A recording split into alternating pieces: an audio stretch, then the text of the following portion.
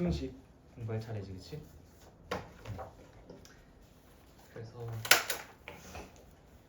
오늘은 아마 이 부등식과 그 다음 중 부등식의 활용까지 다 진행을 할 예정이에요. 그리고 특히 이제 그 앞에 있는 부분들에 비해서 좀 더 이제 중요도가 커진 부분이기도 하니까 그 대표 문제라든지 특히 이제 저희 부등식의 활용 파트는 또 개념이 있는 것이 아니라 이제 그 각각의 문제 상황에 우리가 어떤 식들을 써줘야 되고 그 다음에 이제 그 식들을 풀어가지고 우리가 원하는 결과를 어떻게 추출해내야 되는지 이런 것들을 각각의 상황에 맞게 좀 몇 가지 예시 들어가지고 해결을 해드려야 될 부분이 또 있기도 하니까 오늘은 뭔가 이렇게 설명만 한다기보다는 그 문제풀이도 같이 좀 진행해 나가면서 수업을 하도록 하겠습니다.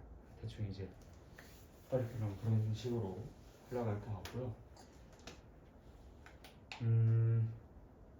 뭐 그래도 이제 앞에 부등식의 정의라든지 뭐 이런 것들에 대해서는 뭐 그 우리가 1단원, 2단원 학습했었던 것과 똑같은 방식대로 수업을 하긴 할 겁니다. 자, 일단 첫 번째 우리가 이제 부등식을 공부를 하게 되면 당연하게도 이 부등식이 무엇인지를 알아야 되겠죠, 그렇죠? 부등식과 이름이 비슷한 것으로 등식이라는 것을 우리가 1학년 과정에서 학습을 했었을 텐데요. 이 등식이라는 것의 정의가 뭐였죠? 우리는 무엇을 등식이라고 합니까? 등호를 사용해서 나타내는 식, 그것을 등식이라고 하죠. 그러니까 한마디로 등호를 사용해서 나타내는 식이면 등식이다라는 그 판단 기준이 될 수 있는 거죠. 그 정의가. 그래서 등식인지 아닌지를 따져볼 때 우리가 등호가 있나? 없나? 요것만 이제 체크를 해주시면 됐었어요. 그래서 이제 우리가 항상 정의를 공부하는 것은 그것을 구분하기 위해 또 굉장히 중요하게 다뤄질 수 있으니까 그런 어떤 목적을 달성하기 위해서도 정의를 확실하게 공부해 두는 건 필요하죠. 그러니까 부등식인 것과 아닌 것을 구분을 짓기 위해 우리는 역시 부등식의 정의를 정확하게 알고 있어야 합니다. 이 부등식이라는 것은 당연하게도 그 등식이 그러했듯이 부등호를 사용해서 나타내는 식, 그것을 부등식이라고 이야기를 해요. 그러니까 부등호가 있냐 없냐 이것이 이제 부등식이냐 아니냐라는 것을 판단할 수 있는 기준이 된다라는 것을 이제 담고 있는 것이라고 볼 수가 있겠다. 자, 그러면은 몇 가지 예시를 적어볼 텐데 얘가 부등식인지 아닌지 여러분들이 대답을 해주실 수 있어야 돼요. 자, a 더하기 1은 b보다 더 크다. 어때요? 맞죠? 그치? x 플러스 2는 3x 마이너스 7보다 더 크다. 오케이. 자, 그러면 2라는 것은 1보다 크다. 맞아요. 3이라는 것은 5보다 더 크다. 이것도 부등식 맞습니까? 자, 여기서 이제 그 대답이 두 가지로 나뉘어요. 자, 얘네들은 뭐 다 부등식이 맞다고 해. 다 맞아. 다 맞아. 근데 얘는 말도 안 돼. 그러면서 부등식이 아니라고 하는 경우들이 종종 있어요. 자, 그래서 우리가 이 정의를 정확하게 공부를 하는 게 중요한 거야. 부등식이라는 것이 뭐라고 했죠? 부등호를 사용해서 나타낸 식. 이걸 부등식이라고 했단 말이야. 자, 그러면 이 네 번째. 부등호를 사용해서 나타낸 식입니까? 아닙니까? 맞죠. 그렇기 때문에 얘는 부등식이 맞는 거예요. 근데 부등식이긴 부등식인데 이 말은 참말이야 거짓말이야? 거짓말이지. 그래. 부등식이긴 부등식인데 그 부등식 중에서 거짓인 부등식이다 이렇게 얘기를 해주셔야 됩니다. 단지 여기에서 얘는 거짓이야 라는 이유만으로 부등식이 아니야 라고까지 해버리면 그건 안 된다는 거죠. 무슨 말인지 알겠죠? 네, 그래서 부등식이라는 것은 부등호를 사용해서 나타내는 식이기 때문에 부등호가 있기만 하면 이렇게 무조건 부등식이다 라고 얘기를 해주실 수 있다. 당연히 우리가 이렇게 부등식의 정의를 공부를 하고 난 직후에 이거 문제로서 이런 것들 낼 수 있겠는데 부등식인 것과 아닌 것을 구분하는 문제, 뭐 예를 들어 OX 문제라든지 부등식인 것을 모두 골라라라든지 뭐 그런 류의 문제들이 분명히 나오겠는데 이런 예상까지 해보실 수 있으면 뭐 거의 뭐 출제자 머리 위에 서 있는 거죠. 그렇죠? 그래서 이제 실제로 밑에 개념 곡을 보시면은 다음 중 부등식인 것의 동그라미 표라는 딱 멘트를 보자마자 바로 반가워야 되는 거야. 역시 이 문제 나올 줄 알았어. 이런 식으로. 무슨 말인지 알겠죠? 자, 간단하게 한번 체크해 볼까요? 일단 1번 x는 3보다 더 작거나 같다. 어떻습니까? 네, 부등식 맞죠? 그 다음에 2번은요? 뭐 부등호도 없는데 그치? 이건 아니죠. 3번 3번도 맞죠. 4번 부등호가 없으니까 아니죠. 이런 식으로. 자, 그 다음에 이제 우리가 등식에서도 해라는 것이 존재했었죠. 근 또는 해라고 불렀었던 것이 존재했었는데 이 부등식의 해라는 것도 역시 똑같은 그런 의미로 받아들이시면 돼요. 그러니까 방정식에서의 해라는 것은 이 방정식이 참이되도록 하는 문자의 값, 그것을 방정식의 해라고 이야기를 했었지. 그럼 부등식의 해라는 것도 뭐가 되겠습니까? 부등식이 참이되도록 하는 문자의 값, 그것을 우리가 부등식의 해라고 이야기를 하겠죠. 당연히 그 해를 구하는 것을 부등식을 푼다라고 이야기를 하겠고, 그치? 자, 그래서 만약에 이제 x 플러스 1이라는 것이 3보다 크다라고 한다면 x는 그러면 2보다 큰 모든 숫자들에 대해서 전부 다 이 부등식이 참이될 수가 있겠네. 따라서 x는 2보다 큰 모든 수입니다. 이렇게 대답할 수 있으면 그럼 이 부등식을 풀 수 있게 되는 거예요. 무슨 말인지 알겠죠? 네. 그래서 이제 x는 2보다 크다라는 것이 이 부등식의 해라고도 이야기를 해줄 수 있겠죠. 표기를 하기로는 우리가 x는 2보다 더 크다 이렇게 표기를 해주시면 되는 거예요. 알겠죠? 자, 그래서 부등식에 대한 가장 기본적인 요소들에 대해서 우리가 개념 1에서 학습을 합니다. 그래서 부등식의 정의 나왔고요. 그래서 우리는 그 부등식의 정의를 공부하자마자 바로 이제 예상해 볼 수 있어야 되는 것들이 무엇이지? 문제로서 당연히 부등식인 것과 아닌 것을 구분 짓는 거, 그다음 부등식을 고르는 거, 이런 류의 문제들이 출제가 될 수밖에 없겠구나. 그 다음에 부등식도 당연히 등식과 마찬가지로 해라는 개념이 존재할까? 존재하네. 그러면 그 해라는 것도 등식의 해, 그러니까 그 우리가 방정식에서의 그 해라는 그 개념과 결국 역시 동일했나? 의미가 역시나 동일했었죠, 그렇죠? 그 다음에 방정식을 푼다라고 했었을 때 그 푼다라는 것과 부등식을 푼다라고 했었을 때 그 푼다라는 것도 역시 그 의미와 뉘앙스가 서로 일치했었다라는 것을 확인을 하고 개념 1을 마무리해 주시면 훨씬 더 좋았겠다. 무슨 말인지 알겠죠? 네.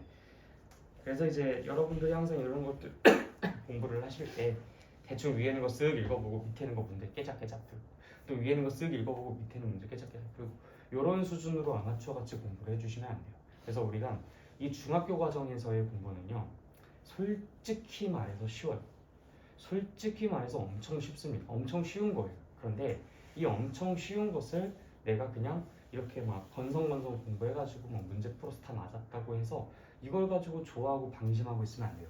여러분들이 이 중학교 과정을 공부하는 그 어떤 목적 중에 하나는 더 어려운 고등학교 과정을 공부를 할 때 내가 과연 어떤 전략을 사용해서 효율적이고 안정적이고 효과적으로 공부를 할 수 있을까라는 것을 연습할 수 있는 하나의 그냥 훈련장이 되어야 돼. 그러니까 이걸 잘하는 거는 너무나 당연한 거예요. 사실 여러분들의 잠재력을 비춰보면은 이걸 잘하는 건 사실상 너무 자연스럽고 너무 당연한 일이야. 근데 그것만으로 만족하는 것이 아니라 내가 여기에서 이 공부 방법, 방식, 방향 이런 여러 가지 전략 같은 것들을 좀 재점검하고 그다음에 보완할 부분이 있으면 보완을 하고 수정할 부분이 있으면 수정하고 이런 식으로 재수립할 수 있는 그런 기회로 삼아 주셔야 되는 거예요. 그래서 지금같이 우리가 단순히 부등식은 이런 거래. 그럼 이게 부등식이겠지 이렇게 문제 푸는데 초점을 맞추는 것이 아니라 이 개념에서는 부등식의 정의가 나왔으니까 당연히 부등식의 정의를 학습할 테고 출제자는 그럼 당연하게도 부등식인 것과 아닌 것을 구분짓는 문제를 낼 테니까 내가 그에 맞는 대비를 먼저 해놔야 되겠다. 이런 식으로 소통을 해나가면서 공부를 해주셔야 된다는 거야. 무슨 차이인지 알겠죠? 네. 자, 그 다음에 개념 2로 넘어가기 전에 당연히 우리가 등식, 방정식 이런 것들을 공부했었을 때를 한번 떠올려 보세요.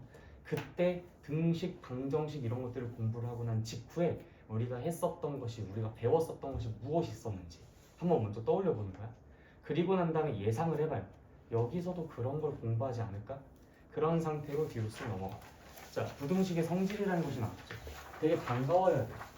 되게 반가워야 돼. 왜? 우리가 등식 공부하고 방정식 공부했었을 때 똑같은 레파토리로 흘러왔었잖아. 처음에 등식 공부했었죠. 등식의 종류로서 항등식과 방정식 공부했었죠.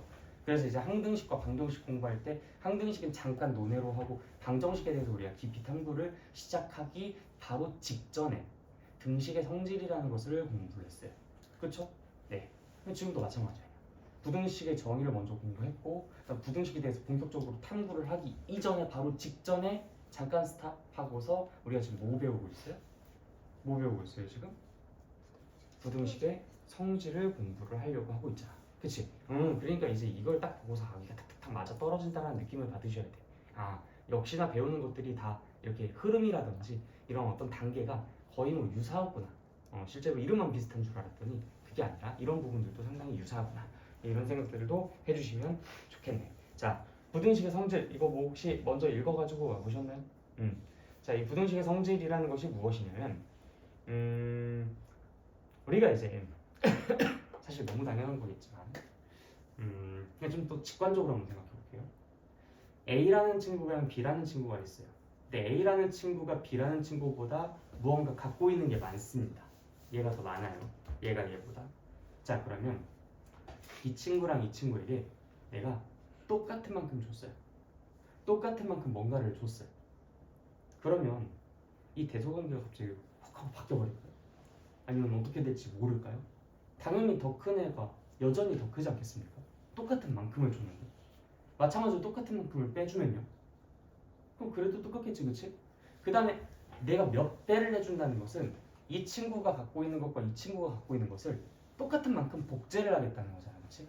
내가 이 친구가 갖고 있는 걸 예를 들어서 5배를 하겠다, 5배를 하겠다라는 것은 이 친구가 갖고 있는 걸 5개 세트가 나올 수 있도록 복제를 하는 거고, 이 친구가 갖고 있는 것도 5개 세트가 나올 수 있도록 복제를 하는 거야.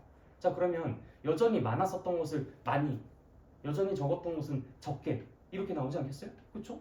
그래서 우리가 너무나 직관적으로 당연하게도 같은 수를 더하거나 같은 수를 빼거나 같은 양수를 곱하거나 아니면 같은 양수로 나눴을 때, 나누는 건 똑같죠? 역시 마찬가지로 라지 피자랑 레귤러 피자 이렇게 해가지고 똑같이 8조각씩 잘라주면 당연히 이 피자가 한 조각이 크기가 더 크지 얘가 더 크겠습니까? 그렇죠? 이렇게 똑같은 크기로 나눴을 때는 우리가 여전히 그 양수로 나눴을 때는 여전히 대조관계는 변하지 않지만, 근데 이제 여기서 유의할 거, 우리가 음의 수도 공부를 했잖아요, 그렇죠? 음의 수도 공부를 했어요.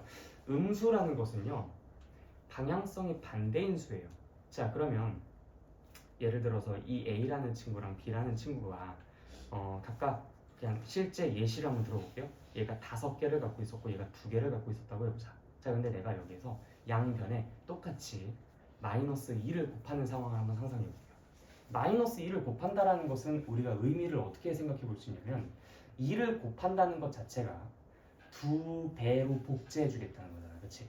그러니까 한마디로 이걸 2세트가 나올 수 있도록 만들어 주는 거고, 역시 이것도 2세트가 나올 수 있도록 만들어 주는 게 2배를 내주겠다는 거. 곱하기 2라는 것의 의미가 그런 거죠, 그렇죠? 근데 곱하기 마이너스 2의 의미는 뭡니까? 마이너스라는 것은 아까 말씀드렸듯이 방향성이 반대예요. 내가 곱하기 2를 냈다는 걸 2배로 만들어 준 거라면은 곱하기 마이너스 1을 냈다는 것은 어떻게 준 겁니까? 2배로 빼준 거예요.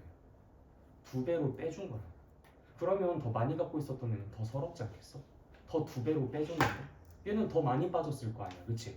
그러니까 이제 우리는 마이너스 2를 곱한 그것과 그 다음에 마이너스 2를 곱한 그것은 당연히 비교해보면 얘가 얘보다 더 큰 손해가 될 것이다. 더 큰 손해라는 것은 더 작다라는 얘기인 거겠죠, 그쵸? 그래서 얘가 더 컸기 때문에 얘보다 여기다 마이너스 1을 곱하고 여기다 마이너스 2를 곱했을 때는 방향성이 뒤집혀버리면서 결국 어떻게 될 것이다? 얘가 더 큰 손해로, 얘가 덜 손해로 비춰지게 될 것이다. 따라서 더 큰 손해라는 건 더 작다는 것이고요. 덜 손해라는 것은 그나마 덜 작다라는 것이, 그치? 그렇기 때문에 우리가 마이너스를 곱하거나 아니면 마이너스 음수를 나눠주는 상황에서는 이게 조금은 상황이 달라질 수는 있다 라는 직관적인 이해를 먼저 좀 해보시면 좋겠습니다. 그 다음에 이제 이것을 조금 더 수학적으로 한번 설명을 해볼게요. 우리가 뭐 같은 수를 더하거나 빼거나 그럴 때는 전혀 뭔가 이렇게 대소관계의 차이는 없을 거라고 생각을 하지만, 지금처럼 양수를 곱하거나 나누는 상황 혹은 음수를 곱하거나 나누는 상황은 우리가 뭔가 조금 더 신중하게 생각을 해봐야겠다라는 것을 지금 방금 전에 말씀을 드렸는데, 자, 양수를 곱하거나 나누는 상황을 다음과 같이 한번 생각을 해보도록 할게요. 예를 들어서 A라는 것이 B라는 것보다 더 크다고 합니다. 자, 내가 같은 양수를 곱하는 것을 어떤 수를 곱한다고 아까 C라는 것을 곱한다고 해볼게요. 자, 여기다가 C를 곱해볼게요. A 곱하기 C, B 곱하기 C. 자, 그러면 이 A랑 B라는 녀석과 이 C라는 녀석과 같이 이렇게 곱해진 이 결과를 보면은 C가 만약에 양수라고 했었을 때 얘랑 얘는 서로 부호가 어때요? 서로 같은 상태죠, 그렇죠? 네. 자, 그러면 이 A가 B보다 더 큰 상황은 세 가지 상황이 있을 수 있어요. 일단 첫 번째, A가 B가 모두 다 양수인 상황. 그 다음에 A가 양수고 B가 음수인 상황. 둘 다 음수인 상황. 그쵸? 이렇게 총 세 가지가 있을 수 있죠. 우린 조금만 더 수학적으로 들어가는 거야. 우린 아까 전에 너무 직관적으로만 얘기했기 때문에. 자, 그러면 이 A랑 B가 둘 다 양수인 경우를 한번 생각해 볼게요. 둘 다 양수인 경우예요. 자, 둘 다 양수인 경우에는 내가 거기에다가 C를 똑같이 곱했다고 할 때 이 C 역시도 지금 현재 양수를 곱하는 상황이죠. 그쵸? 미리 좀 써놓을까? 얘는 여기 있어. 자, C가 0보다 큰 첫 번째 상황에 대해서 우리는 먼저 살펴보고 있는 건데 A랑 B가 일단 둘 다 플러스인 상황을 생각해 보겠다는 거예요. 자, 그러면 얘도 플러스고 얘도 플러스라고 했었을 때 얘랑 얘 두 개의 결과 모두 다 부호는 뭐가 되겠습니까? A가 플러스 B가 플러스 그 다음 C 역시도 지금 플러스가 전제로 깔려있는 상황이잖아. 그럼 얘는 부호가 플러스 얘는 부호가 플러스 그쵸? 자, 그러면 A 곱하기 C랑 B 곱하기 C 중에서 누가 더 절대값의 크기가 더 클까요? 자, 생각해봐요. A랑 B가 둘 다 플러스예요. 둘 다 양수. 근데 A가 B보다 더 크다는 것은 수직선상에서 더 오른쪽에 있는 즉 한마디로 절대값이 더 크다는 얘기죠. 그럼 A의 절대값이 B의 절대값보다 현재는 더 큰 상태예요. 근데 같은 숫자를 곱했어요. 그럼 이 아이의 절대값과 이 아이의 절대값 중에서 당연히 어떤 아이의 절대값이 더 크겠습니까? 왼쪽에 있는 아이의 절대값이 더 크겠죠. 자, 그러면 둘 다 양수인 상태에서 얘 절대값이 더 크죠? 그럼 얘랑 얘 중에서 누가 더 크겠습니까? 왼쪽에 있는 애가 더 크겠죠. 자, A랑 B가 모두 플러스인 상황에서도 우리는 얘가 얘보다 더 크다는 거 확인했어요. 알겠죠? 자, 그럼 두 번째 A가 플러스 B가 마이너스인 상황 생각해 봅시다. 자, A가 플러스고 B가 마이너스면요 A에다가 양수를 곱하면 부호는 뭐지? 플러스. 음수에다가 양수 곱하면 부호가 뭐지? 마이너스. 야, 그러면 플러스랑 마이너스 중에 당연히 누가 더 커? 네, 그래서 두 번째 상황도 역시 얘가 더 크다는 거 확인해 봤어요. 오케이? 자, 그 다음에 이번엔 둘 다 마이너스야. 자, 둘 다 마이너스면은 얘랑 얘 중에서 누가 더 절대값이 커요? A랑 B 중에서 누가 절대값이 더 크지? B가 더 절대값이 크지, 그치? 더 멀리 떨어져 있으면 더 작은 거잖아, 그치? 음의 방향으로 더 멀리 떨어져 있으면 더 작잖아요. 저쪽으로 더 멀리 가면, 그치? 그럼 A-C랑 B-C랑 얘네 둘 비교해 보면은 잠깐만 목소리 잠겨가지고 자, 이 둘을 비교해 보면은 당연히 누가 더 절대값이 크겠습니까? 자, 다시 한번 생각해 볼게요. 이 A랑 B랑 둘 다 음수야. 수직선 한번 상상해 볼까요? 여기가 0이에요. 그럼 여기가 B고 여기가 A여야 되지 않아? 그치? 그래야 이런 그림 만들어지지 않겠어요? 그치? 자, 그러면 A가 B보다 더 크다는 것은 결국 절대값 관점에서는 A가 더 작다라는 거야. 자, 그럼 얘랑 얘 절대값만 비교해 봤을 때는 누가 더 커요? 그래, 오른쪽이 더 크잖아. 그치? 오른쪽이 절대값이 더 큰데, 자, 여기서 주의. 얘네 두 개 지금 현재 부호가 뭐였죠? 음수였지. 근데 음수에다가 지금 내가 양수 곱했지. 그럼 얘랑 얘 부호는 각각 뭐야? 음수야. 자, 그럼 봐봐. 여러분들이 지금 여기서 대답했었던 것을 잘 융합시키면 이 둘 중에 누가 더 큰지 얘기해 줄 수 있어. 절대값은 얘가 더 큰데 둘 다 음수래. 그럼 누가 더 커요? 왼쪽이 더 크겠지. 그래서 세 번째 상황도 역시 얘가 더 큽니다. 그래서 C가 양수라면요 A랑 B가 어떻든지 간에 둘 다 플러스가 됐든 아니면 얘가 플러스고 얘가 마이너스가 됐든 아니면 둘 다 마이너스가 됐든 나올 수 있는 모든 상황들에서 전부 다 왼쪽이 더 크다는 걸 확인해 볼 수 있는 거야. 그러면 C가 음수일 때 이때도 역시 같은 방법대로 해볼 수가 있겠죠. 그렇죠? 맞아요? 네, 이것도 같은 방법으로 충분히 해볼 수 있겠습니다. 이걸 여러분들께 내가 미션으로 드릴 거예요. 그래서 이거는 정규 수업 때 여러분들 정규 수업 때 내가 자, 우리 이거 C가 음수일 때 이거 같은 방법대로 한번 설명해 볼까? 라는 식으로 말씀을 드렸을 때 여러분들이 설명을 해 주실 수 있어야 합니다. 알겠죠? 물론 이제 이걸 가지고 뭐 문제로 출제를 한다거나 아니면 이걸 여러분들이 꼭 반드시 해낼 수 있어야 한다거나 그거는 아니에요. 막 못했을 때 막 뭐 문제를 막 못 푼다든지 뭐 무슨 시험에서 막 엄청나게 점수가 떨어져 그거는 아니야. 전혀 관련 없어요. 실제로 모르는 애들이 태반이겠지. 그냥 뭐 부등식의 성질에서 뭐 음수 곱하고 뭐 그러면 뭐 부동호 방향 반대로 바뀌고 그런 거 아닌가? 이런 식으로만 대충 넘어가는 경우들도 많고 너무나 약오르지만 그런 아이들도 실제로 문제를 풀어도 딱히 그렇게 모나지 않게 넘어가는 경우들이 많아요. 그런데 선생님이 이런 것들을 자꾸 왜 여러분들에게 시키고 강조를 하느냐? 괜히 뭐 있어 보이려고? 그게 아니라 이런 것들을 한 번이라도 생각을 해보려고 한 사람, 그렇지 않은 사람과의 차이는 나중에 지금은 분명히 눈에 띄진 않겠지만 나중엔 분명히 엄청나게 크게 차이를 벌릴 수가 있게 돼요. 이게 참 보이지 않는 것이 그만큼 중요한데 보이지 않다 보니까 사람들이 많이 좀 놓고 가는 경우들이 많아요. 그래서 실제로 여러분들한테 이제 내가 뭐 백지 테스트를 시켜봤을 때도 이런 식으로 일목요연하게 정리를 하는 사람들은 없어요, 사실. 그래서 내가 이제 이참에 이런 것들을 한번 자 원래는 이걸 좀 더 수학적으로 얘기하자면 이런 식으로는 얘기를 해줄 수 있어야 돼라고 가이드라인을 제시를 해드린 거니까 여러분들이 이제 백지 테스트 같은 것들도 보거나 아니면 뭐 내가 구두로 물어보거나 뭐 너희들의 준비 정도, 적응도에 따라서 이제 조금씩 내가 이제 정규수 때 달리 이제 미션을 내드릴 건데 어찌됐든 백지 테스트를 보든 내가 뭐 구두로 물어보든 이런 것들은 내가 한번 확인을 해볼 테니까 나름대로 오늘 특강 수업 마치고 난 다음에 준비를 좀 해보세요. 알겠죠? 그리고 강의 바로 올려놓을 테니까 질문이 뭐였지? 막 이러면은 다시 한번 들어보고서 확인해보죠. 알겠죠? 네. 어쨌든 부등식의 성질은 이런 식으로 우리가 직관적으로도 설명을 해주실 수 있어야 되고 그다음 이해를 하실 수 있어야 되고 그다음 이렇게 불이 나나? 네. 어쨌든 그래서 직관적으로 이해를 하실 수 있어야 되고 수학적으로 설명도 해내실 수 있어야 한다. 자, 그럼 당연히 부등식의 성질을 공부를 했으면 우리가 마주할 문제들은 어떤 문제들이 있을까요? 다음 중 부등식의 성질을 이용한 것으로 적절치 않은 것은 하고서 뭐 음수를 곱했는데 부동호 방향이 안 바뀐다고 하는 거 그런 것들, 그렇지? 그다음 또 여러분들이 등식의 성질을 공부하면서 또 많이들 함정에 빠지고 또 이렇게 헷갈렸었던 부분들이 있었어요. 0을 곱하는 상황이라든지 그런 것들. 0으로 나누면 안 된다고 분명히 여기 적혀 있는데 0으로 나누는 상황에 대해서 이제 반대되는 예시가 존재했었던 경우. 이런 것들도 분명히 여기에서 이제 출제 포인트가 될 수 있겠지. 그래서 등식의 성질을 풀 때는 여러분들이 뭐 그런 것들 한 번씩 틀리면서 A씨, 저희씨 이렇게 했을 수 있겠지만 이번에 똑같은 실수를 반복하면 그거는 실수가 아니라 실력이다. 알겠죠? 그때 당시에 피드백이 안 됐다는 거니까, 그렇죠? 그래서 이번에는 그런 부분들을 유념해 가면서 문제를 좀 풀어주시면 좋을 것 같다. 알겠죠? 자, 그 다음에 이제 그 개념 폭폭의 2번 문제를 한번 같이 볼까요?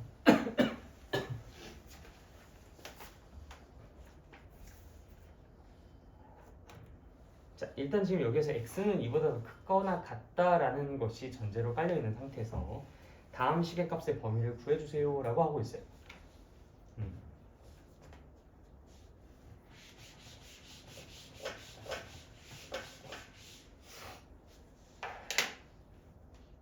x가 뭐보다 크거나 같다? 2보다 더 크거나 같다.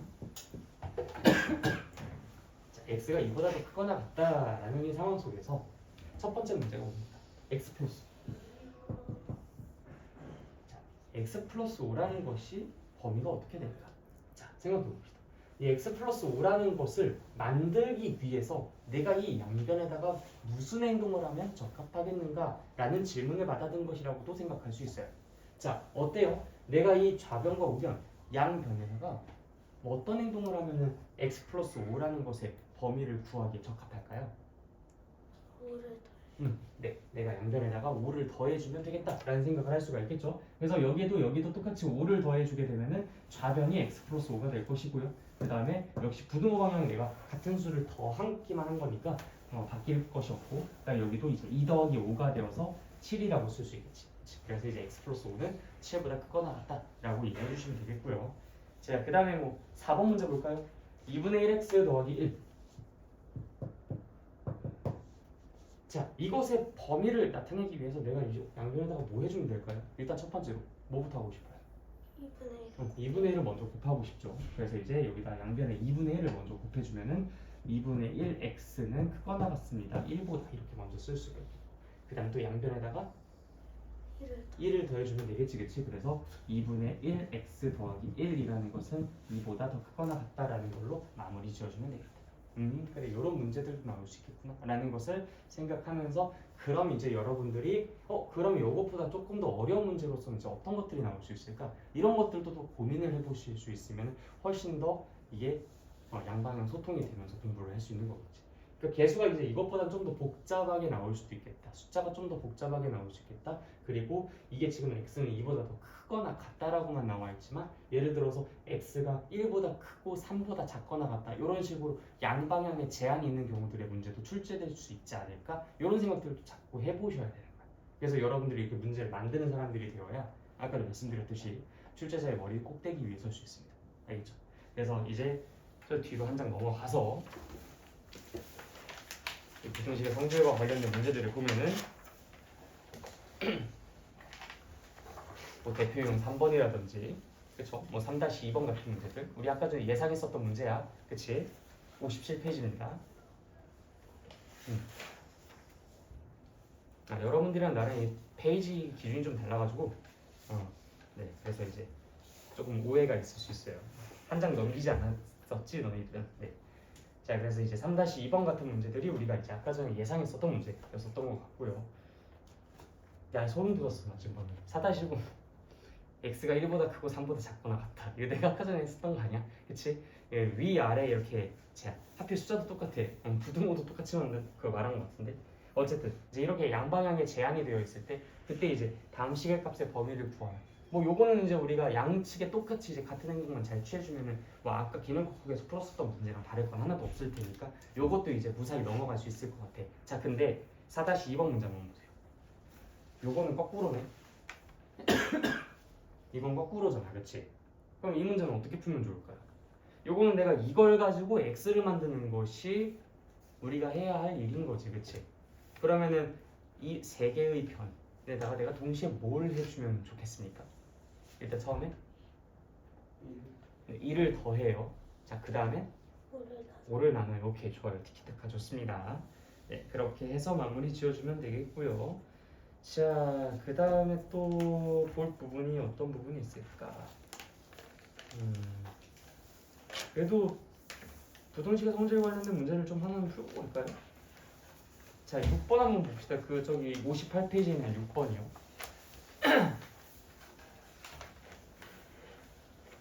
자, 이런 문제 은근히 헷갈려요. 이런 것들. 자, 일단 6번의 1번부터 보도록 하겠습니다. 그 가끔 가다가 내가 이제 이 문제 어떻게 풀었는지 가만히 살펴보면은 그냥 감으로 맞추시는 분들이 계세요. 그러니까 A가 B보다 크면 여기 더 크지 않을까? 이런 식으로 그 아니야. 우리 이거 계속 만들어주면서 판단을 내리셔야 되는 겁니다. 자, A가 B보다 더 크다면 4A-1이 4B-1보다 더 크다? 어때요 이거?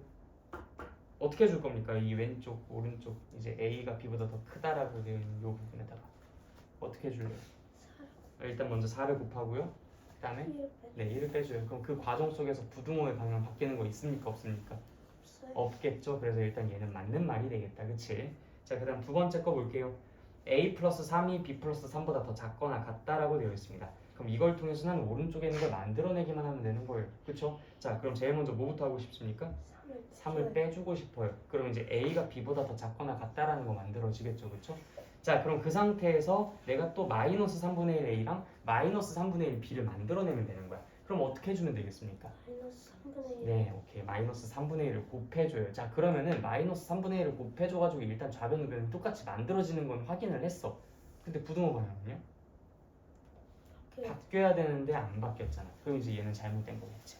이렇게 판단을 내리시는 거야. 알겠죠? 자, 그러면 뭐 3번도 시시하니까 패스, 4번도 시시하니까 패스. 5번 한번 같이 볼까요? 자, 5번 같은 것도 이제 내가 어떻게 해주면 됩니까? 양변에다가 일단 먼저 4를 빼줘. 5번. 아, 1을 빼줘. 네, 1을 빼주고요. 그 다음에 마이너스 5를 나눠. 오케이, 마이너스 5를 나눠줘요. 그러면 이제 A가 B보다 더 어떻다라는 결과가 나오지? 부등호 방향도 반대로 바뀌어버리니까 A가 B보다 더 크다라는 결과가 나오겠습니다. 그렇죠? 자, 근데 이제 거기에다가 내가 4분의 1을 먼저 각각 곱하고요. 양변에다가. 그 다음 거기에다 또 3을 빼주시게 되면은 또 이렇게 좌변 우변 튀어나오겠죠. 그렇죠? 부등호 방향은 역시 그 과정에선 변하지 않았을 테니까 이제 5번도 맞는 얘기다 라고 이야기해 줄 수 있겠다. 쉽네요. 그렇죠? 자, 여러분들 우리 이제 이렇게 부등식의 성질까지 공부를 했어요. 그러면 또 다시 등식의 성질을 공부를 하고 난 직후에 우리가 뭘 공부했는지를 떠올려보자. 그때 당시에 뭐 했지? 뭐 등식 공부하고 방정식 공부하고 등식의 성질 공부하고 그 바로 직후에 우리가 막 이제 막 연락에 막 뭘 했었는데 뭐 했었어요? 그 이후 기억을 한번 잘 되살려봐. 등식의 성질 배우자마자 우리가 했었던 거 이제 메인 컨텐츠로 들어가지 않았나? 뭐 했었지? 아이 열심히 1차 방정식 풀었잖아. 그치? 1차 방정식이 무엇인지를 먼저 공부를 했고 그치? 등식의 성질을 공부를 딱 끝내자마자 바로 1차 방정식의 정의 공부했고요. 그래서 1차 방정식인 것과 그렇지 않은 것을 우리가 막 서로 구분하고 그랬었잖아. 그치? 그리고 난 다음에 1차 방정식을 푸는 것에 대해서 학습을 했죠. 그치? 이것도 똑같겠죠. 넘어갑시다. 1차 부등식이 무엇인지 나오고 그 다음에 그 1차 부등식을 푸는 그 방식에 대해서 학습을 하겠죠. 그렇죠? 자, 일단 1차 부등식이 무엇인지부터 체크해 보도록 합시다. 1차 방정식의 정의가 뭐였었는지 기억나십니까? 1차 방정식의 정의. 1차식은 0의 꼴로 표현이 가능한 등식 혹은 방정식, 우리가 그것을 이제 1차 방정식이라고 이야기를 했었어요. 1차식은 0의 꼴로 표현이 가능한 방정식. 그쵸? 이게 1차 방정식이었다. 그럼 1차 부등식도 똑같이 했어. 1차식은 0보다 어떠하다 라는 형태로 표현이 가능한 그러한 부등식을 1차 부등식이라고 하겠죠. 그치? 자, 우리 1차 방정식 그때 따질 때 1차식은 0의 꼴이 만들어질 수 있도록 하면서 어떤 식으로 그걸 조건을 정리를 했냐면요. 자꾸 방정식 부등식 왔다 갔다 하니까 좀 헷갈리나? 근데 그 둘이 서로 되게 연관이 깊어요. 자, 내가 쓰는 게 1차 방정식인지 아닌지 한번 확인해봐.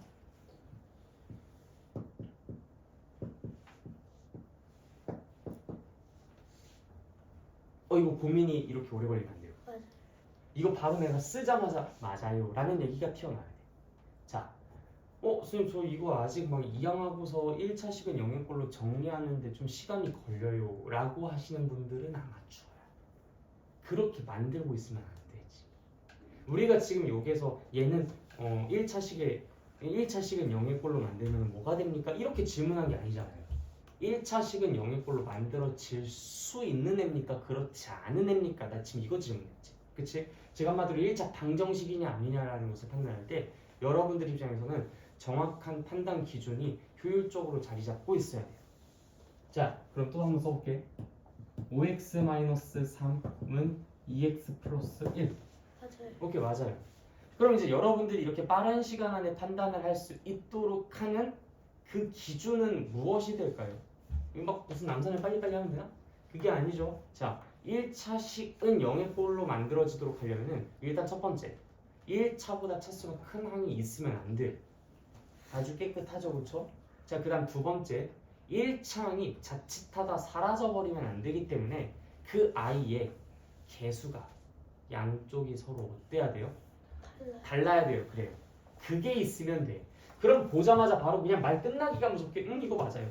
이거 맞아요. 이런 얘기들을 할 수 있어요. 자, 그러면 이건 어때요? x제곱 플러스 3x 플러스 1은 2x 마이너스 5. 아니요. 얘 때문은 아니겠지, 그치? 자, 그런데 이제 내가 여기에서 x제곱 플러스 5x 플러스 7은 x제곱 플러스 3x 이렇게 쓰면 맞아요. 이거는 맞아요. 왜? 얘네들이 어차피 사라질 거죠.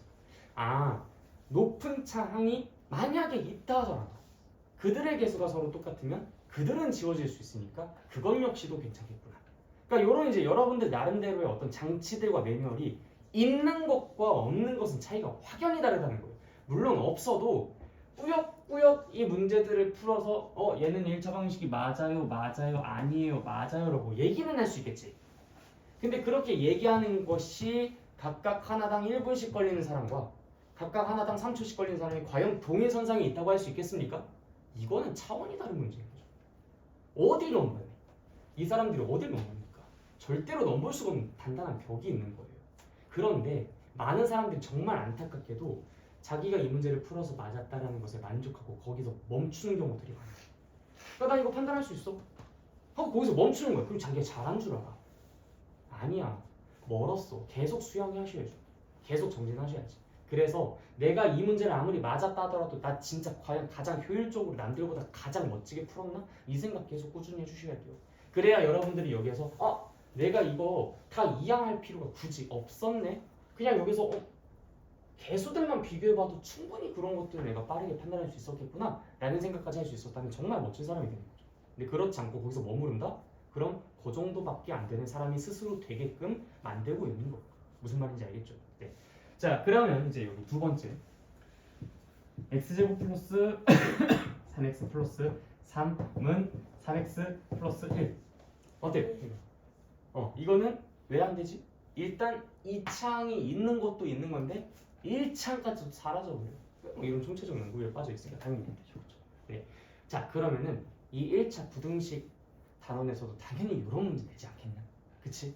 다음 중 1차 부등식인 것은 1차 부등식이 되기 위한 조건은 뭐 이런 것들 문제는 당연히 나올 거 아니야. 그치? 그럼 몇 가지 문제 내보도록 할게요. 2x 플러스 3이라는 것은 크다 7x 마이너스 1보다. 맞아요. 오케이, 맞아요. 왜? 1창의 개수가 서로 다르잖아요. 그리고 더 높은 항 없잖아요. 그러니까 당연히 내가 안 바꿔봐도 될 수 있을 거라고 확신할 수 있겠지. 그치? 5x제곱 플러스 4x 플러스 1은 2x 플러스 3 아니. 아니죠. 왜? 뭐 때문에? 이 친구 때문에 안 돼요.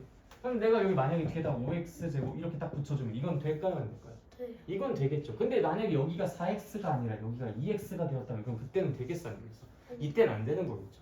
잘했어요. 자, 그러면은 ax제곱 플러스 bx 플러스 3은 더 작다 3x제곱 플러스 7x. 자, 다음이 1차 부등식이 되도록 하기 위해서 a랑 b의 조건으로 알맞은 것은 무엇일까요? 자, 당연하게도 일단 A는 그래요. A는 3이어야 될 수밖에 없는 거예요. 왜? 서로 개수가 같아서 지워져야 할 운명에 처해야 되니까. 그치? 자, 그 다음 B는 어떨 수밖에 없어요? 7이 아니어야 할 수밖에 없어요. 그쵸? B가 만약에 7이 되어버리면 얘까지 사라져버리잖아. 그럼 그 슬픈 상황이 어떻게 발생되면 안 되지. 그래서 우리가 이 문제를 확실하게 이해했다면 이 문제를 푸는 것도 이것도 엄청 시시한 거죠. 무슨 말인지 알겠지? 그치? 자, 그래서 그것 관련된 문제들을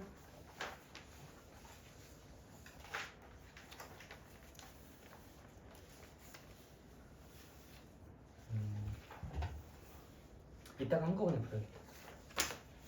자, 그 다음에 1차 부등식을 판단을 내렸으면은 이제부터는 1차 부등식을 푸는 것에 대해서 같이 해보도록 합시다. 자, 내가 방정식 풀 때도 여러분들한테 항상 강조했었던 부분들이 있었어요. 얘들아, 방정식 풀 때도 너무 이항 같은 것만 남발하고 그러지 말고 매 순간순간 항상 뭘 이용해서 문제를 풀어라? 등식의 성질을 이용해서 문제를 풀어라. 항상 이 말을 강조했었거든요. 뭐 나랑 이제 1학년 1학기 과정을 공부했었던 분도 계시고 안 계시는 분도 계신데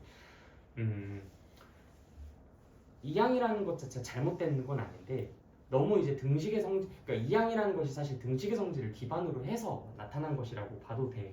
그러니까 사실상 이제 그러한 건데 이 등식의 성질이 그래서 기반이고 이게 베이스인데 이거를 무시하고 우리가 너무 이항 자꾸 이러다 보면은 이항을 하지 않아야 될 상황인데도 이항이라는 단어를 쓴다든지 막 정말 막 이상한 어떤 행동들을 하고서 그 행동을 되게 일리 있게 생각한다든지 이러한 불상사가 발생할 가능성이 큽니다. 그래서 언제나 가장 기본이 제일 우선이기 때문에 등식의 성질, 부등식의 성질 이러한 것들을 이용해서 방정식이든 부등식이든 풀어내고 여러분들이 그러한 작업들이 워낙 익숙해져가지고 이제 뭐 그런 실수 같은 것들은 뭐 하지도 않을 때 그때 이제 뭐 이거 이항하면 이렇게 하면서 이제 좀 더 자연스럽게 쓸 수 있는 그런 것들이 이제 올바른 좀 순리이지 않을까라고 생각을 합니다. 자, 그래서 지금 내가 이제 풀어드리는 모든 부등식은 이항이라는 말을 쓰지 않고 오직 부등식의 성질이라는 단어만 이용해가지고 표현을 해줄 테니까 여러분들도 이걸 조금 더 습관화 시켜주시면 좋겠어요.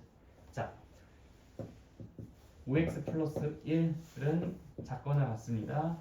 2x 플러스 7보다.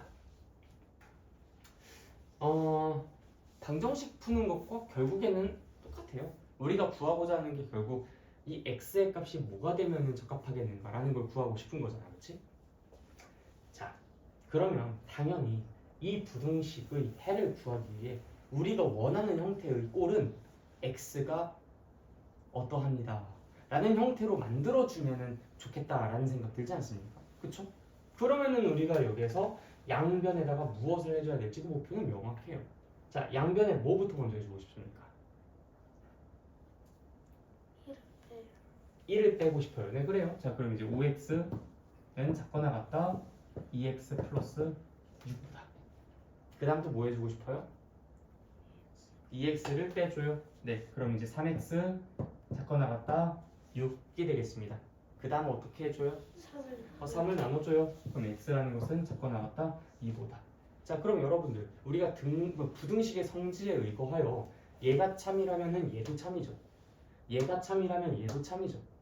얘가 참이라면 얘도 참이죠. 그쵸? 그러면 얘를 참으로 만족시키는 그 문자의 값은 얘를 참으로 만족시키는 문자의 값과 정확하게 일치하겠지. 그치? 자, 그러면 x가 2보다 작거나 같은 그 모든 상황 속에서 이 부등식은 항상 참이라는 얘기겠네. 이게 어떤 알고리즘인지 알겠어요? 얘가 참이니까 얘가 참이다. 얘가 참이니까 얘가 참이다. 얘가 참이니까 얘가 참이다. 그럼 이걸 만족하는 모든 상황 속에서 이걸 만족한다. 따라서 얘가 해다. 무슨 말인지 알겠죠? 어쨌든 그래서 여러분들은 x는 어쩌고저쩌고 이런 형태로 만들어주기만 하면 됩니다. 그래서 x는 2보다 작거나 같다라고 써주실 수 있다면 그럼 이게 이제 이 문제를 풀어준 상태인 거죠. 답이 그래서 이렇게 나옵니다. 알겠죠? 자, 그런데 우리가 이제 이 부등식은요 이렇게만 놓고 보면은 이렇게 텍스트로만 놓고 보면은 뭔가 좀 헷갈려. x가 2보다 작거나 같다. 실제로 얘의 의미는 2보다 작거나 같은 모든 수를 다 말하는 거거든요. 나 근데 여기서 이 말 하나 꼭 하고 가야 돼. 내가 먼저 좀 선수를 쳐야 되겠어. 자, 자꾸 여러분들이 아직 우리 아직 수의 체계가 좀 정확하게 잡혀 있지가 않는 나머지 이게 2보다 작거나 같다라고 하면은 자꾸 순수한 친구들이 2, 1, 0, 마이너스 1, 마이너스 1 자꾸 이런 것들만 생각해요. 1.7, 0.3 자꾸 이런 소수들 이렇게 중간중간 사이사이 끼어있는 이 숫자들 생각 안 해요. 자꾸 머릿속에 이 정수나 자연수의 범위에서만 좀 이렇게 수를 좀 논하는 그러한 것들이 아직 좀 못 벗어나는 그런 경우들이 좀 덜어 있습니다. 좀 어린 친구들 같은 경우에 이제 그런 모습들이 종종 보이는데 2보다 작거나 같다는 건 2보다 작거나 같은 모든 수를 다 말하는 거예요. 알겠죠? 모든 수. 그래서 여러분들 그 1학년 과정에서 수직성 공부하지 않았습니까? 수직성? 그래서 여기가 뭐 2라고 한다면은 2보다 이 작거나 같은 여기는 이 모든 수를 다 말하는 거. 심지어 여러분들이 아직 배우지 않은 무리수라는 개념도 있는데 그 무리수까지 모두 다 포함한 거예요. 그걸 이제 실제 존재하는 수라고 해서 실수라고 이야기를 하거든요. 그래서 x는 2보다 작거나 같다라는 말은 2보다 작거나 같은 실제 존재하는 모든 수를 다 전체 지칭하는 거예요. 자, 그러다 보니까 이제 이렇게 텍스트로만 나타내는 것보다는 좀 이미지로 나타내면 사람들이 덜 헷갈리고 좀 더 직관적으로 와닿지 않을까라는 생각에 수직선에다가 해를 표현하는 방법도 같이 공부를 해요. 근데 사람들마다 표시하는 방법이 제각각 다 다르면 어떤 사람은 이런 식으로 표시하고 어떤 사람은 뭐 화살표로 표시하고 어떤 사람은 뭐 이렇게 막 무슨 뭐 동산처럼 표시하고 헷갈리잖아, 그렇지? 그래서 통일성 있는 어떤 기준을 마련할 것이 필요했었는데 그것이 바로 무엇이냐면 수직선 위에서 여기가 2라는 지점이라면 그 지점에서 얘가 그걸 포함하고 왼쪽 방향에 있는 모든 수 전부를 뜻합니다 라는 식으로 표시를 해요. 물론 간략하게 이 부분 색칠 안 하고 그냥 이렇게 화살표로만 이렇게 표시해도 됩니다. 무슨 말인지 알겠죠? 자, 그런데 여기서 꼭 여러분들이 지켜주셔야 할 것은 두 가지인데 일단 첫 번째는 바로 그 포인트에 해당하는 곳에 이렇게 색칠한 점을 쓸 건지 그릴 건지 아니면 색칠하지 않은 점을 그릴 건지인 부분과 그 다음에 화살표 방향이 왼쪽인지 오른쪽인지 이 두 개만큼은 정확하게 신경 써주셔야 돼요. 왜냐? 우리가 지금 여기에서 x가 2보다 작거나 같다라고 되어 있잖아. 그럼 x는 2보다 작거나 같은 모든 수를 다 지칭해야 되는데 만약에 여기에서 그냥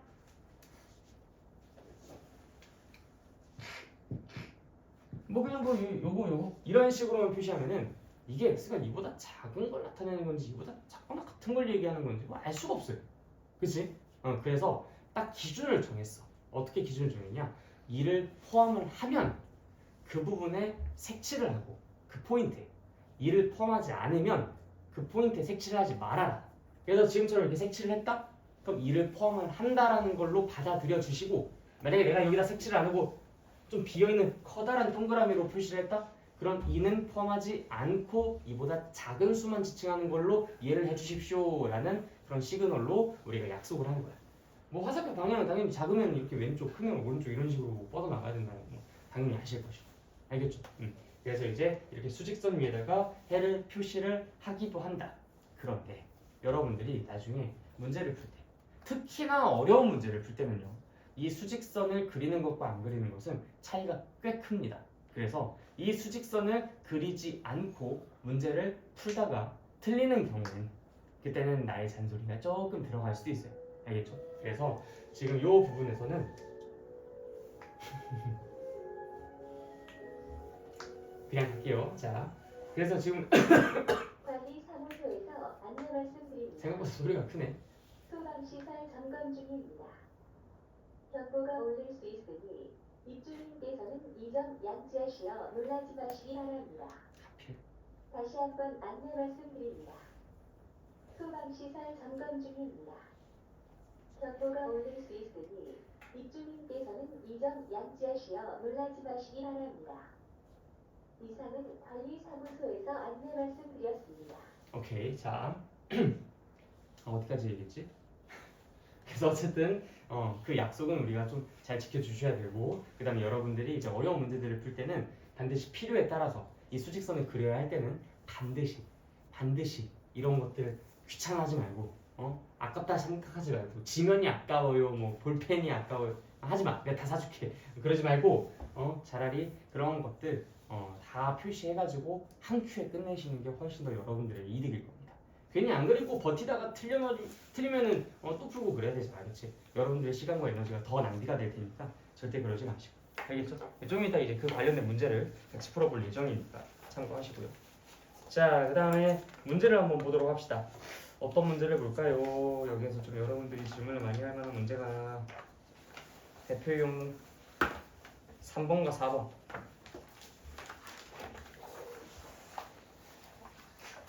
자, 1차 부등식 4x가 x 플러스 a보다 더 크다. 의 해가 x가 4보다 더 크다. 일 때.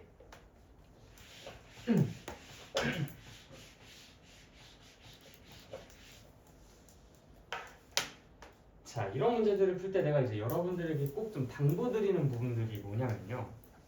지금 분명히 여기에서 4x가 크다 x 플러스 a보다 자, 4x가 x 플러스 a보다 더 크다라는 이 부등식의 그 해가 x가 4보다 더 크다라고 되어 있잖아. 그쵸? 자, 그런데 우리가 이 부등식의 해가 어떠합니다라는 것을 이야기를 하고 있는 상황 속에서 이 부등식의 해도 구하지 않고서 뭘 맞춰보겠다 그러면 되겠어요? 안 되겠어요? 당연히 안 되겠죠. 그렇죠? 그러니까 항상 여러분들이 이 문제를 봤는데 다음 부등식의 해가 어쩌고 저쩌고 저쩌고 이런 얘기가 나와 있는데 거기서 해를 안 구하고 막 뭐 무슨 뭐 어디에서 막 다른 데서 두리번 거리고 있다. 이거는 아직 이 문제 맥락과 포인트를 제대로 집중 못한 거거든. 해에 대해서 언급하고 있으면 당연히 뭐부터 해야 돼? 해부터 구해줘야 되는 거야. 자, 그래서 우리가 일단 이 부등식의 해가 어쩌고 저쩌고 그것을 그 조건을 활용하기 위해 일단 이 부등식의 해부터 구한다. 자, 해를 구하면 어떻게 되죠? 양쪽에다 뭐부터 하고 싶어요? x를 빼고 싶어요. 따라서 3x는 크다 a보다. 자, 그 다음 또 뭐 해주고 싶습니까? 양쪽에다가 3을 나눠요. x라는 것은 크다 3분의 a보다. 자, 여러분들 항상 이 부등호 쓸 때, 방향 쓸 때 내가 방금 전에 뭐 했는지 이거를 꼭 잘 유념해 두시고 이걸 표시해 주셔야 돼요. 알겠죠? 그래서 내가 양변에다가 음수나 뭐 아니 음수를 나누거나 곱했는지 아니면 뭐 양수를 나누거나 곱했는지 이런 것들을 정확하게 판단해 주셔야지. 그렇지 않고 그냥 대뜸이 딱 써버리면 큰일 나. 알겠죠? 자 어쨌든 해가 이렇게 나왔대. 이 부등식의 해가 이렇게 나왔대. 근데 얘가 우리한테 해를 알려줬어. 근데 그 부등식의 해가 x는 4보다 더 크다라는 거야. 이것과 서로 똑같이 생겼다. 지금 이 얘기인 거잖아요. 그렇죠? 그럼 여러분들이 이제 여기서 알 수 있는 게 있어요. 아하, 3분의 a랑 4랑 똑같구나. 비로소 이 얘기를 할 수 있는 거예요. 그래서 이제 a라는 것을 구하기 위해서 우리가 양변에 3을 곱하니까 a는 12가 된다라고 얘기해 줄 수 있어요. 자 그런데 이 문제를 정말 기상천외한 방식대로 푸는 친구들이 있습니다.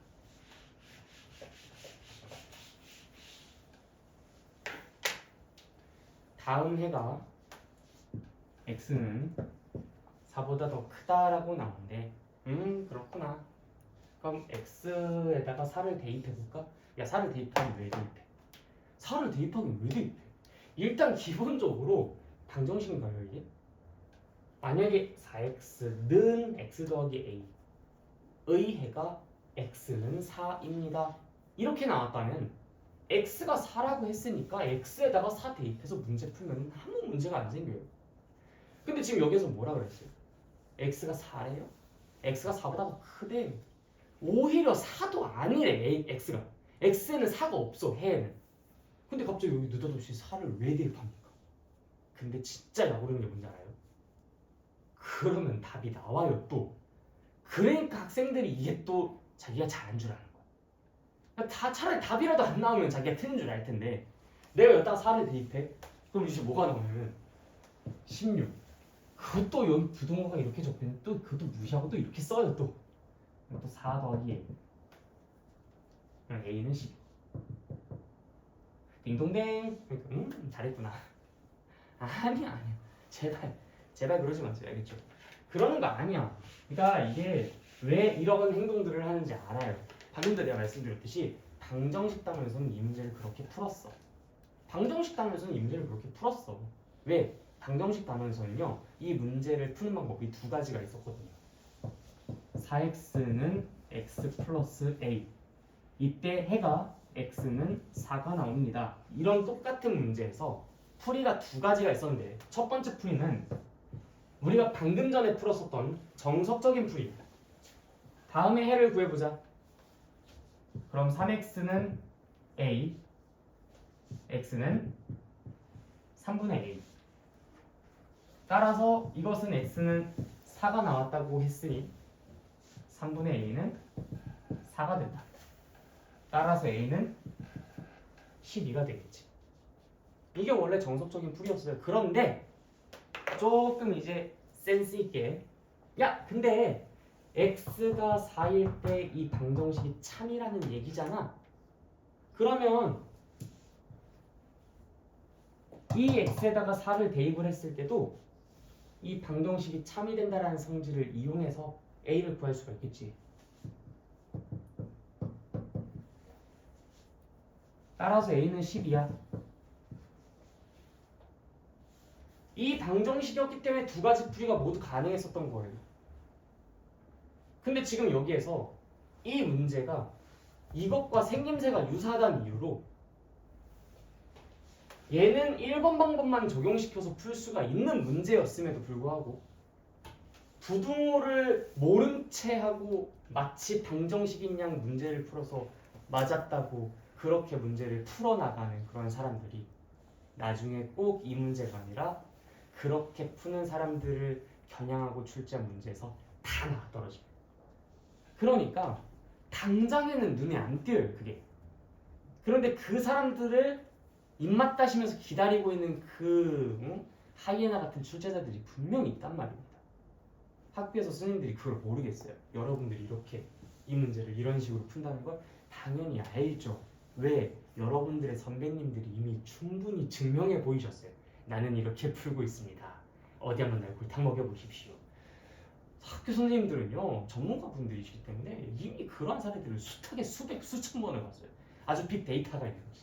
그러니까 이제 시험 난이도 같은 것들을 결정할 때 그래 이 녀석들 내가 요거 가지고 한번 골탕 먹여야겠다. 그럼 평균 점수 3점.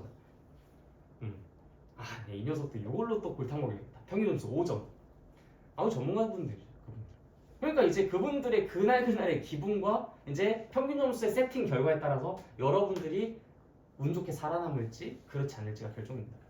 근데 운에 맡기는 건 좀 아무래도 너무 좀 그렇죠, 그렇죠? 그래서 항상 정석적인 방법대로 풀어서 그분들이 어떤 식으로 시험 문제를 출제하든지 간에 내가 전부 다 대비가 가능하게끔 학습이 되어야지.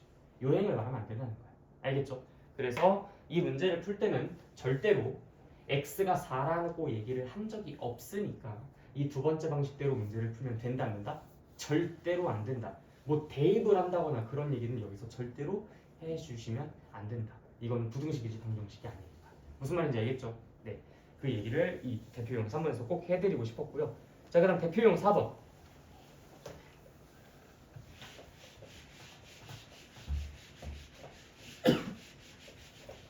여기까지 이 문제까지 하고 아마 잠깐 쉬었다 갈 것 같아요. 자, a가 0보다 더 작을 때 x에 대한 1차 부등식 ax 플러스 2a가 0보다 크다라는 걸 풀어주세요. 자, 마찬가지야. 우리한테 지금 이 부등식을 풀어라 라고 이야기를 하고 있어요. 부등식을 풀어라.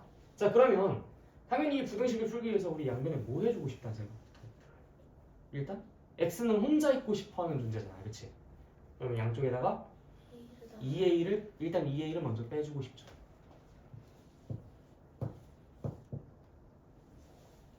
그렇죠? 자, 그 다음엔요. x는 혼자 있고 싶어하는 존재예요. 뭐 해주고 싶어요?